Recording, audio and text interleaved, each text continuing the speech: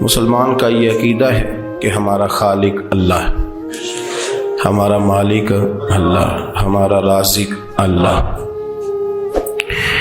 جب یہ ساری چیزیں، ساری عطائیں، ساری نعمتیں اللہ کی ہیں تو پھر مسلمان کی ساری توجہ بھی اللہ ہی کی جانب ہونی چاہیے۔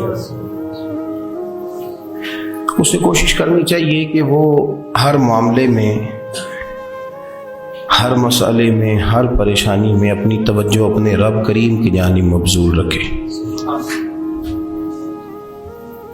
انسان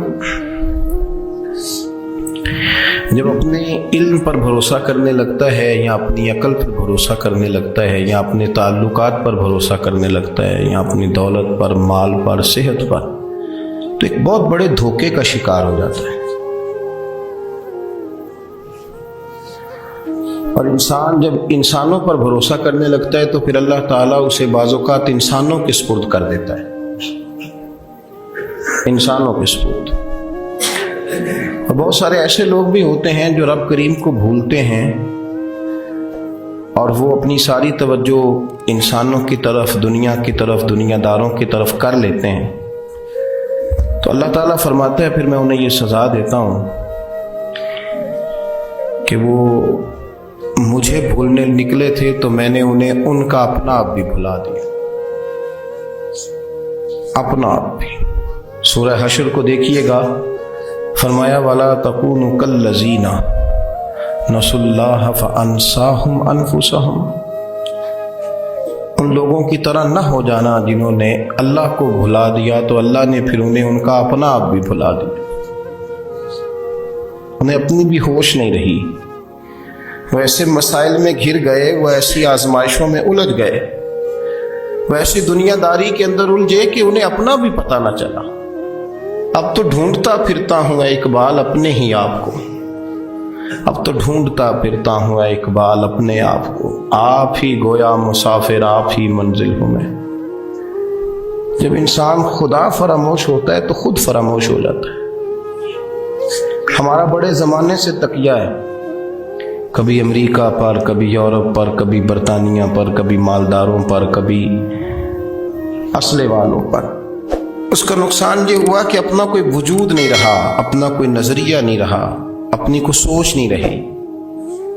ایسے محسوس ہوتا ہے کہ کوئی منشور نہیں، کوئی دستور نہیں، لگام منہ میں ہے اور اس کا سرا کسی کے ہاتھ میں ہے، وہ جدھر چاہتا ہے ہمیں گھما لیتا ہے۔ اللہ فرماتے ہیں یوں نہ ہو جانا کہ تم رب کو بھلا دو اور پھر تمہیں اپنا آپ بھی بھول جائے۔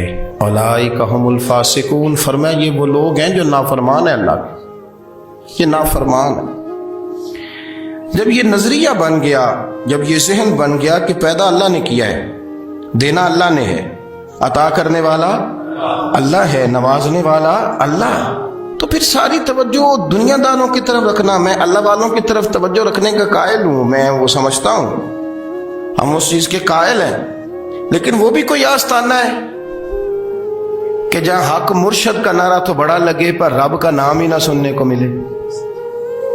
یہ بھی کوئی بات ہوئی کہ جہاں یہ تو نعرہ زور سے لگے کہ جیوے جیوے مرشد جیوے، لیکن استغفار کا درس ہی نہ ملے۔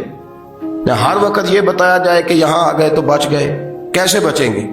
میرے رسول پاک علیہ السلام کا دروازہ سب سے بڑا دروازہ ہے، حضور کا دروازہ سب سے بڑا دروازہ ہے، لیکن میرے دوستو یاد رکھنا، نبی پاک علیہ السلام نے بھی لوگوں کو جب رستہ دکھایا ہے تو رب کریم کا رستہ دکھایا ہے، اللہ کا رستہ دکھایا، اللہ کریم کا رستہ دکھایا، لوگوں رب کی طرف توجہ کرائی۔ میرے رسول کریم سید عالم صلی اللہ تعالی علیہ وسلم نے لوگوں کی اللہ کی جانب توجہ کرائی اور لوگوں سے یہ کہا کہ وہ اپنے رب کریم کی جانب اپنا ذہن رکھیں، اپنی توجہ اپنے اللہ کی جانب مبذول کریں۔ میری بات کو اچھے طریقے سے سمجھیے گا، علم اللہ تبارک و تعالی عطا کرتا ہے تو اسے اللہ کی عطا ہی سمجھنا چاہیے۔ کچھ لوگوں کے پاس علم ہوتا ہے پر علم نافع نہیں ہوتا، وہ ٹامک ٹونجا مارتے رہتے ہیں ساری زندگی۔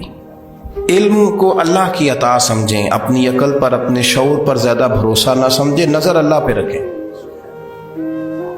حضرت مولا علی شیر خدا کرم اللہ تعالی وجہہ الکریم سے کسی نے پوچھا تھا بڑا عالم کون ہوتا ہے؟ ہمارے ہاں تو اب وہ والے عالم پائے جاتے ہیں نا اللہ ماشاءاللہ، جو ممبر پہ بیٹھتے ہیں تو دعوے ہی دعوے، ممبر پہ بیٹھتے ہیں تو دعوے ہی دعوے، اس طرح کے عالم ہمارے ہاں پائے جاتے ہیں۔ وہ ہر بات میں دعویٰ کرتے ہیں، میں یہ کر دوں گا، میں وہ کر دوں گا۔ یہ مزاج علماء کا نہیں۔ حضرت علی المرتضیٰ سے کسی نے پوچھا بڑا عالم کون ہوتا ہے؟ فرمایا بڑا عالم وہ ہوتا ہے کہ جسے مسئلے کا پتہ نہ ہو تو وہ کہہ دے مجھے نہیں پتا، میں پتہ کر کے بتاؤں، غلط بات بیان نہ کرے۔ امام مالک سے کسی نے کوئی مسئلہ پوچھا تو آپ فرمانے لگے مجھے اس سوال کا جواب نہیں آتا۔ ہمارے بزرگ سمجھاتے کیا ہے؟ وہ کہنے لگا آپ اتنے بڑے امام ہیں تو اس سوال کا جواب نہیں آتا۔ آپ فرمانے لگے اگر مجھے ہر سوال کا جواب آتا پھر تو میں خدا ہوتا، مجھے ہر سوال کا جواب نہیں آتا، مجھے تو اتنا آتا ہے جتنا میرے رب نے مجھے عطا کر دیا۔ اپنی نظر اللہ پہ رکھیں، نکل آئیں اس معمے سے باہر کہ میں کوئی بلا، مجھے بڑا پتہ ہے، میرے پاس 6 ڈگریاں ہیں، مجھے 10 جگہ پہ تدریس کا شغف حاصل ہے، اس سے نکلیں باہر۔ قرآن مجید دیکھیے گا، اللہ تعالیٰ نے ارادہ قدرت فرمایا کہ میں حضرت آدم کو بناؤں گا، پھر بنانے کے بعد فرمایا فرشتوں سجدہ کرو آدم کو، سب نے سجدہ کیا الا ابلیس ابا واستکبر وکان من الکافرین، سب نے سجدہ کیا سوائے ابلیس کے، اس نے انکار بھی کیا، تکبر بھی کیا اور کافروں میں سے ہو گیا۔ تو یہ جب اللہ تعالیٰ نے سجدہ کرایا تو کیسے کرایا؟ اللہ تبارک و تعالیٰ نے نا حضرت آدم کو علم سکھایا خود، وعلم آدم الاسماء کلہا، خود اللہ فرماتے ہیں کہ میں نے جناب آدم علیہ السلام کو تمام اشیاء کے نام سکھائے، سب اشیاء کے نام سکھائے۔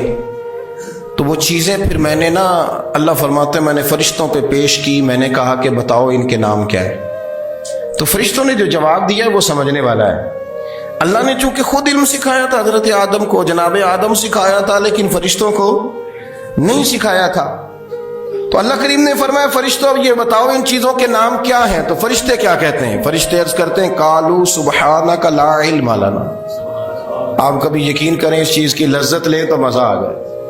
کہا قالوا سبحانک، کہنے لگے تو پاک ہے، قالوا سبحانک، کہنے لگے تو بھئی آدم علیہ السلام کو نام سکھا لیے، پھر فرشتوں کے سامنے وہ چیزیں پیش کر کے کہا ان چیزوں کے نام بتاؤ، تو فرشتے کیا کہتے ہیں؟ کہتے ہیں قالوا سبحانک، تو پاک ہے، لا علم لنا، ہمارے پاس کوئی علم نہیں، الا ما علمتنا، ہمیں تو اتنا پتہ ہے جتنا تو نے ہمیں سکھا دیا، ہمیں تو اتنا پتہ ہے جتنا تو نے ہمیں، لا علم لنا، ہمارے پاس کوئی علم نہیں ہے، اتنا ہی پتہ ہے جتنا تو نے ہمیں سکھا دیا ہے، اس سے زیادہ ہمارے پاس علم۔ اور یہ کیوں تو نے ہمیں جتنا سکھایا اتنا پتہ ہے؟ فرشتے یہ نہیں کہتے یا اللہ تو زیادہ سکھا، آدم کو دیا تو ہمیں بھی دے، یہ نہیں فرمایا، فرمایا انک انت العلیم الحکیم، اے اللہ تو علم والا بھی ہے اور حکمت والا بھی ہے، تجھے پتہ ہے کس کو کتنا دینا ہے، جتنا تو نے مناسب سمجھا جناب آدم کو دیا، اور جتنا تو نے بہتر سمجھا وہ تو نے ہمیں عطا فرمایا۔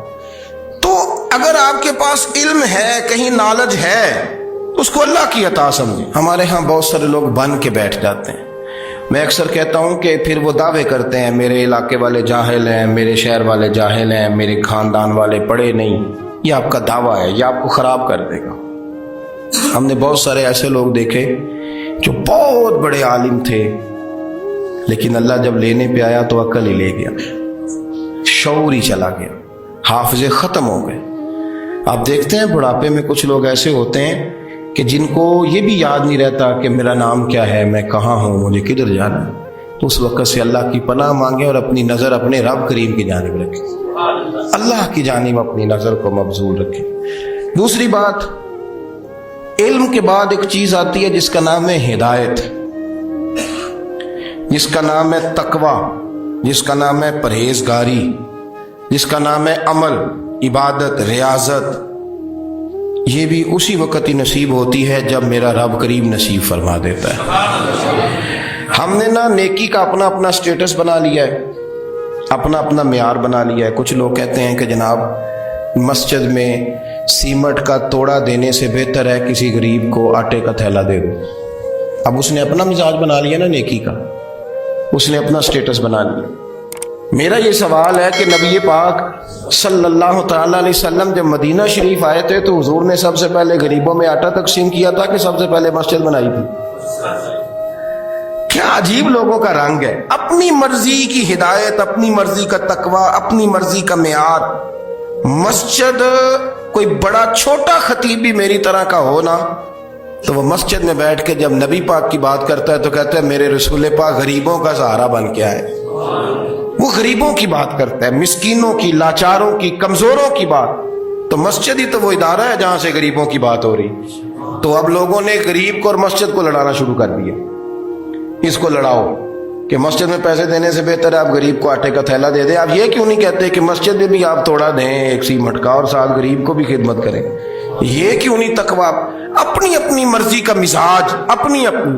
کچھ لوگ کہتے ہیں چھوڑو جی، ساری زندگی انسان نماز پڑھتا رہے اور پھر گالیاں بھی دیتا رہے، بندہ داڑھی بھی رکھ لے اور جھوٹ بولنا بھی نہ چھوڑے۔ تو یہ آپ نے اپنے پاس سے تقوی کا معیار بنایا۔ گالی دینے کا گناہ ہے اور داڑھی رکھنے کا ثواب ہے۔ تو اگر آپ داڑھی رکھے ہوئے ہیں اور آپ کوئی غلطی کر رہے ہیں تو اس سے آپ کی داڑھی کا ثواب ختم، اللہ کرے آپ کو سمجھ آئے میری بات۔ آپ کوئی غلطی کر رہے ہیں، داڑھی کا ثواب اس سے ختم، وہ اپنی جگہ پہ قائم ہے چیز۔ اپنی مرضی کا کیوں تقوی کا معیار بناتے ہیں؟ تقوی کا مزاج اپنی مرضی کا نہ بناؤ۔ اللہ کی بارگاہ سے دعا مانگو کہ یا اللہ ہمیں ہدایت کا نور عطا فرما، اللہ تو ہمیں رستہ دکھا، تو بتا کہ ہدایت کیا ہے۔ تو رب فرماتا ہے اللہ ولی الذین آمنوا، اللہ مومنوں کا مددگار ہے، یخرجہم من الظلمات الی النور، وہ انہیں اندھیروں سے نکالتا ہے اور نور کی طرف روشنی عطا فرماتا ہے۔ اندھیروں سے نور کی طرف اللہ لاتا ہے۔ اللہ ولی، اللہ مومنوں کا ولی ہے، وہ انہیں اندھیروں سے نور کی طرف نکالتا ہے۔ ہدایت ہمیشہ اللہ کی طرف سے سمجھے۔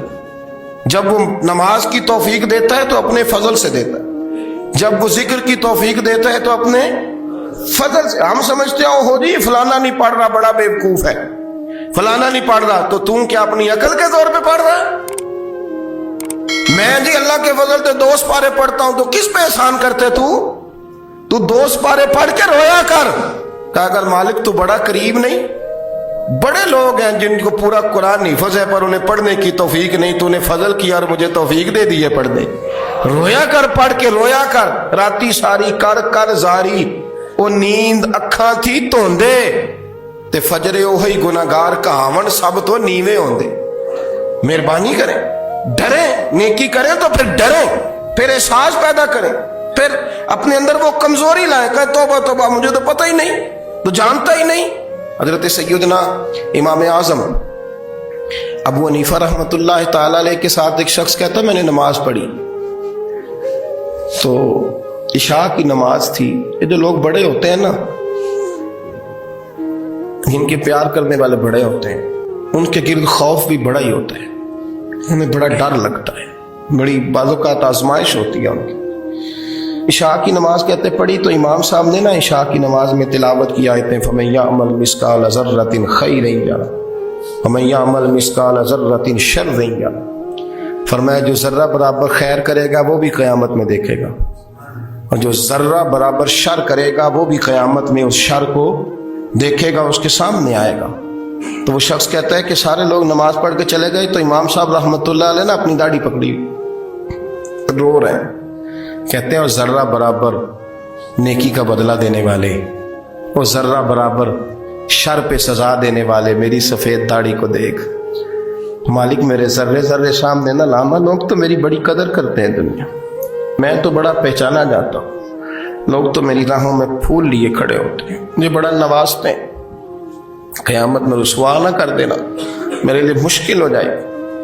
وہ کہتے ہیں میں نے امام صاحب کا درد دیکھا، مجھے کوئی کام تھا تو میں چلا گیا، میں نے کہا کہ وہ اس وقت اللہ کے حضور حاضر ہیں تو میں دوبارہ آؤں گا۔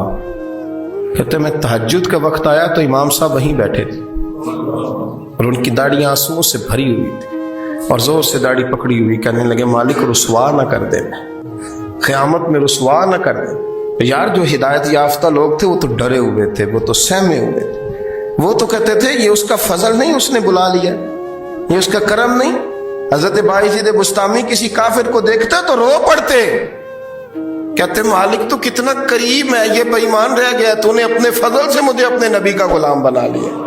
وہ رو پڑ۔ یہاں تو لوگوں کا دعویٰ ہی بڑا ہے۔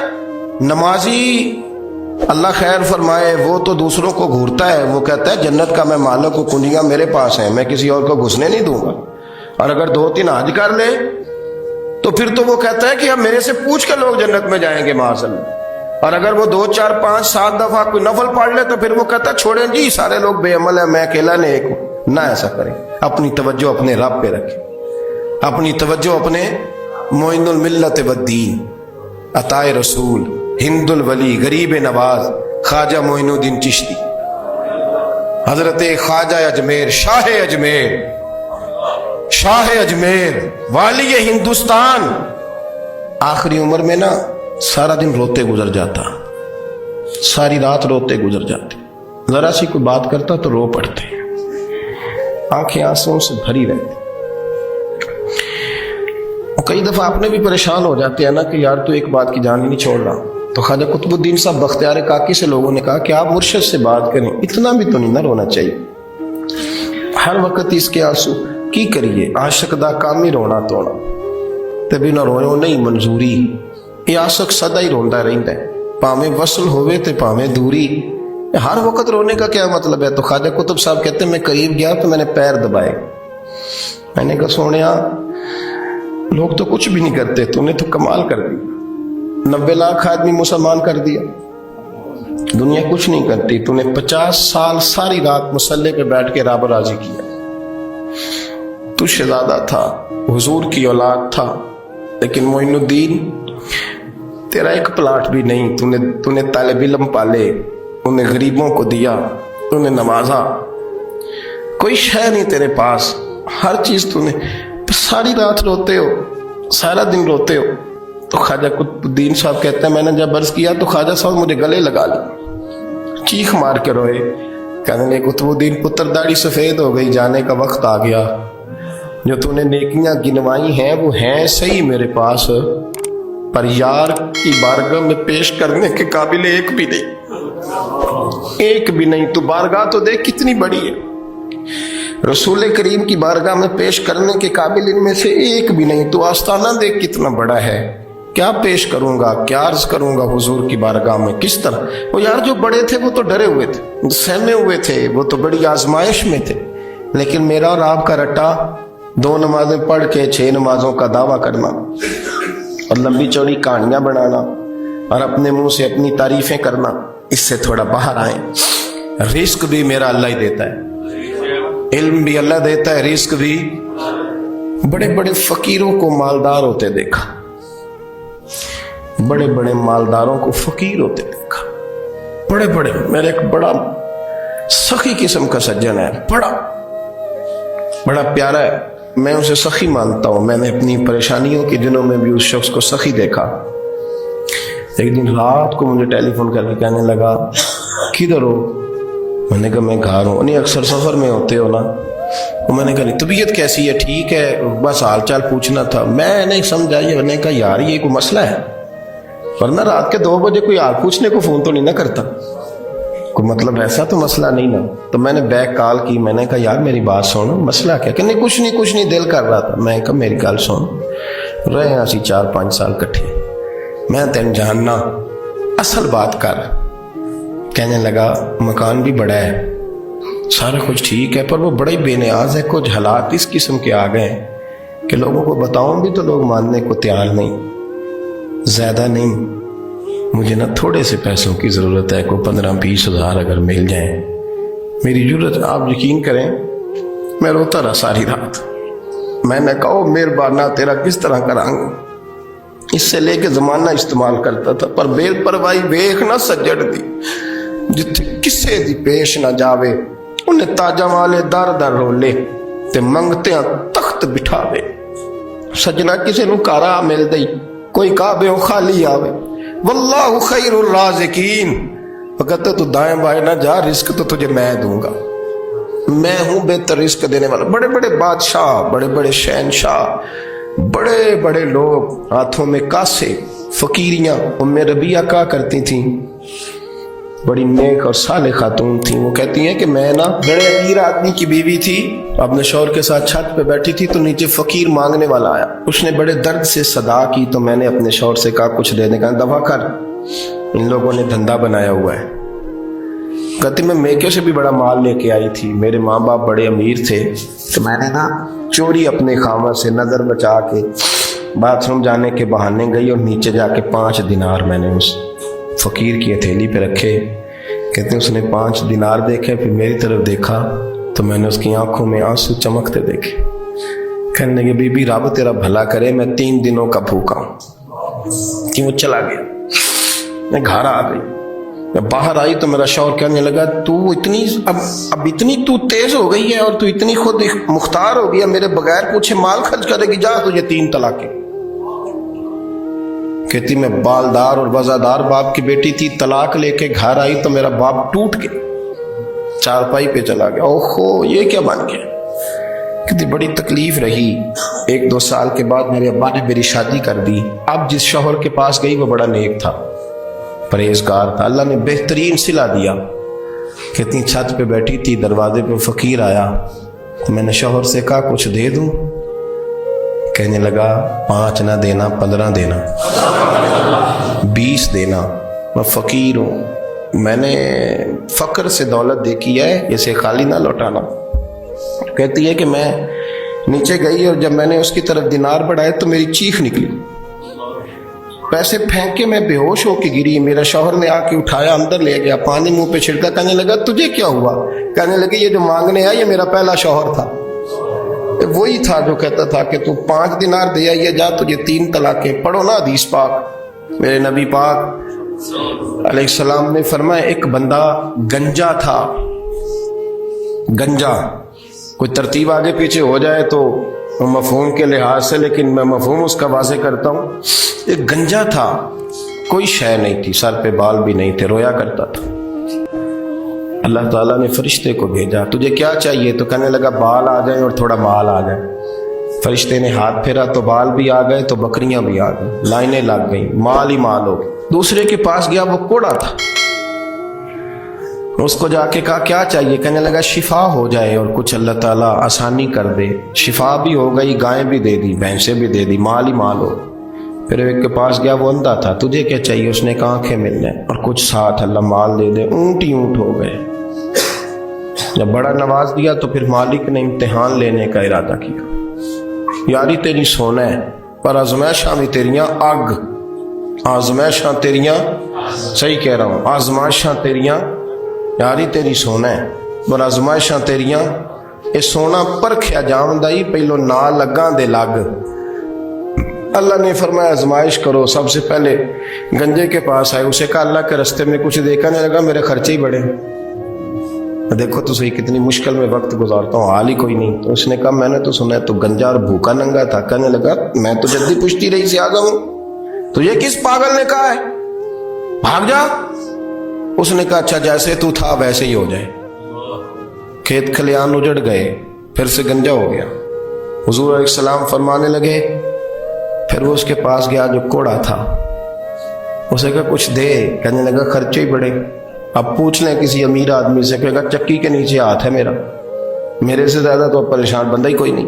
क्या बताऊं आपको, इतना टैक्स है, इतना जुर्माना है, फलानी शय, बड़ा कुछ गिनवाते हैं लोग। उसने कहा मैंने तो सुना तो पहले कोड़ा था। उसने कहा अच्छा दौड़ जा, मैं तो रईस आदम हूं, दादा भी परदादा भी और सारी नस्ल ही। उसने कहा अच्छा जैसे तू था वैसे ही हो जाए। फिर वो गया अंधे के पास और जाके कहा अल्लाह के नाम पे कुछ दे। तो कहने लगा रब के नाम पे, ये खड़े हैं ऊंट, जितने तेरे दिल करे ले जा। उसने कहा क्या माना इस बात का। कहने लगा यार तुझे क्या बताऊं, मैं तो अंधा था, मैंने तो कभी दुनिया देखी नहीं थी। फिर उस करीम ने फजल किया तो मुझे बड़ा कुछ दिखाया। मैं क्या बताऊं, मेरा दिल कर रहा है कह दूं कि। फिर उसने काबा दिखाया, फिर उसने रोज़ा रसूल दिखाया,